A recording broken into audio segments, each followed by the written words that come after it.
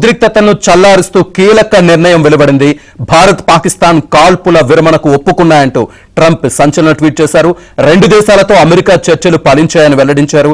ఈ వార్తను భారత్ పాకిస్తాన్ ధృవీకరించాయి. తక్షణమే కాల్పుల విరమణకు రెండు దేశాలు అంగీకరించాయని పాకిస్తాన్ డిప్యూటీ ప్రధాని, ఆ దేశ విదేశాంగ మంత్రి ఇషాక్ దార్ ట్వీట్ చేశారు. అటు కాల్పుల విరమణ నిర్ణయాన్ని భారత విదేశాంగ శాఖ కార్యదర్శి విక్రమ్ మిశ్రీ ధృవీకరించారు. భారత్ పాక్ మధ్య తక్షణ కాల్పుల విరమణ ఒప్పందంలో అమల్లోకి వస్తుందని అన్నారు. ఎల్లుండి రెండు దేశాల డీజీఎం స్థాయి అధికారులు సమావేశమవుతారని విక్రమ్ మిశ్రీ తెలిపారు. పూర్తి డీటెయిల్స్ మా ఢిల్లీ బ్యూరో చీఫ్ కృష్ణ అందిస్తారు. కృష్ణ, మొత్తానికైతే రెండు దేశాల మధ్య ఉద్రిక్తతలు అయితే పూర్తిగా తొలగిపోయాయి. ప్రస్తుతానికి 5 గంటల నుంచి ఇద్దరు కాల్పుల విరమణ ఒప్పందానికి పాల్పడుతున్నాం, సీజ్ ఫైర్ చేస్తున్నామంటూ కొద్దిసేపటి క్రితమే కేంద్ర విదేశాంగ శాఖ కార్యదర్శి విక్రమ్ మిశ్రీ తెలియజేశారు. ఆయన షార్ట్ గా అంటే ముందు 5:30 గంటలకే విలేకరుల సమావేశాన్ని ఏర్పాటు చేయాలనుకున్నారు, కానీ తర్వాత 6 గంటలకు దాన్ని మార్చడం జరిగింది. అయితే దాని వెనుక 3:30 గంటల ప్రాంతంలోనే ఈ యొక్క మంతనాలన్నీ కూడా జరిగాయి. 3:30 అంటే ఆయన ఇచ్చినటువంటి ప్రకటన కూడా మనం చూస్తే, director general military operation of Pakistan called director general of military operation India at 3:35 hours at this afternoon. ఈ రోజు మధ్యాహ్నం 3:35కి Pakistan director general military operation మన ఇండియా యొక్క డైరెక్టర్ జనరల్ మిలిటరీ ఆపరేషన్ కి ఫోన్ చేశారు.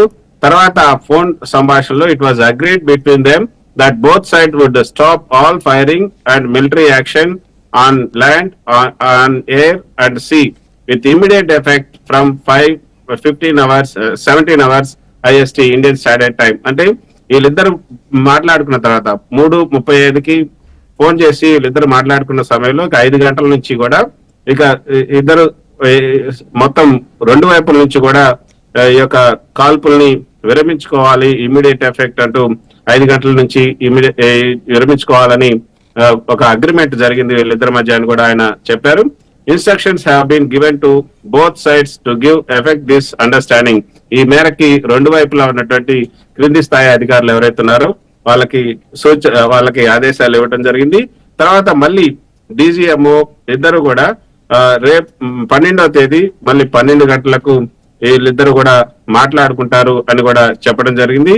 సో హఠాత్తుగా ఈ పరిణామం ఎందుకు జరిగింది, ఎట్లా జరిగింది, అమెరికా దీనికి ఎలా మధ్యవర్తిత్వం నేర్పింది అన్నది కనుక చూసుకుంటే, మనకు విదేశాంగ శాఖ అధికారుల నుంచి వస్తున్నటువంటి సమాచారం కాల్పుల విరమణను పాకిస్తాన్ వైపు నుంచే ఆ ప్రతిపాదన వచ్చినట్టుగా తెలుస్తుంది. తర్వాత పాకిస్తాన్ విజ్ఞప్తి మేరకే ఈ యొక్క పలు దేశాలు ఈ చర్చలు జరిపినట్లుగా మనకు ఈ యొక్క సమాచారం ఉంటుంది.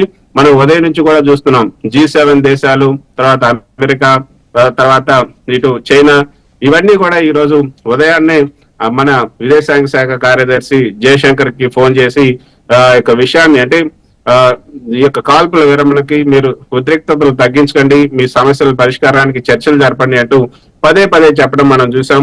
అప్పుడే మనం అనుకున్నాం ఈ చైనా కూడా ఎందుకు రంగంలోకి దిగింది, ఇంత తొందరగా రంగంలోకి దిగింది. తర్వాత అమెరికా కూడా ఈ రోజు ఉదయాన్నే, అంటే రాత్రి అయితే ఇరు దేశాల మధ్య ఒక చిన్నపాటి యుద్ధమే జరిగింది. వాళ్ళు కొన్ని వందల డ్రోన్స్ తో మన మీద విరుచుకుపడటం, తర్వాత మనం కూడా వాళ్ళ పైన ఈ రోజు కూడా కొన్ని వందల డ్రోన్స్ తో విరుచుకుపడటం, వాళ్ళ సైనిక స్థావరాలను చిన్నాభిన్నం చేయటం, ఇవన్నీ జరిగిన తర్వాత పాకిస్తాన్ అయితే కొంత భయాందోళనకు గురైందని చెప్పొచ్చు.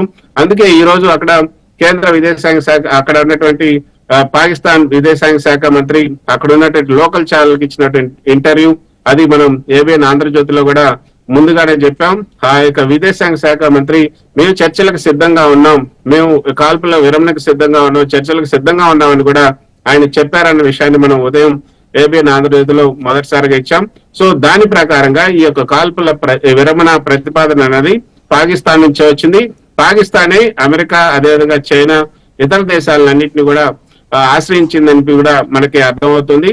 సో ఆశ్రయించిన తర్వాతనే ఇక అమెరికా ప్రెసిడెంట్ ట్రంప్, అదేవిధంగా వైస్ ప్రెసిడెంట్, అదే విదేశాంగ శాఖ మంత్రి విదేశాంగ మార్కో రూబియో, వీళ్ళందరూ కూడా ఇక రంగంలోకి దిగారు. వెంటనే చర్చలు కూడా జరపడం జరిగింది. అయితే నిజానికి ఈ రోజు ఒక తాడో పేడో తేల్చుకోవాలన్న ఒక నిర్ణయానికి భారత్ వచ్చిన తర్వాత ఇది ఆగదు, కాబట్టి ఇక మీదట ఇప్పుడు గనక భారత్ నిలువరించకపోతే ఇది పాకిస్తాన్ కి ఎక్కువ నష్టం జరిగే అవకాశం ఉంటుంది. పాకిస్తాన్ కూడా విజ్ఞప్తి చేస్తుంది కాబట్టి భారత్ ని కొంచెం వాళ్ళని కోరి ఈ యొక్క చర్చలకి అమెరికానే ఈ చర్చలకు ఒప్పించింది అన్నట్లుగా మనకి అర్థమవుతుంది. అయితే ఈ చర్చలు ఏ విధంగా జరుగుతాయి, ఎక్కడ జరుగుతాయి, తర్వాత చర్చల యొక్క అజెండా ఏముంటుంది అన్నది కూడా ఇంకా డిసైడ్ కావాల్సి ఉంటుంది. ఎందుకంటే ఇక మీదట తీవ్రవాద చర్యని యుద్ధ చర్యగానే పరిగణిస్తాం అంటూ భారత్ ప్రభుత్వం ఒక నిర్ణయం తీసుకున్న తర్వాత ఆ మేరకే ఇక ఎజెండా ఉండబోతుంది. ఆ మేరకు పాకిస్తాన్ లో ఉన్నటువంటి ఉగ్రవాదాన్ని మొత్తాన్ని కూడా తుదముట్టించాలి. పాకిస్తాన్ లో శిక్షణ పొంది మన దేశంలో వచ్చి ఎవరైనా సరే ఉగ్రవాద చర్యకు పాల్పడితే అది ఆ దేశం యొక్క చర్యగానే, ఆ దేశం మన పైన యుద్ధం ప్రకటించినట్లుగానే ప్రకటించాల్సి ఉంటుంది. ఆ విధంగా యుద్ధ చర్యగా పరిగణించాల్సి ఉంటుంది అన్న ఒక స్టాండ్ ని మన భారతదేశం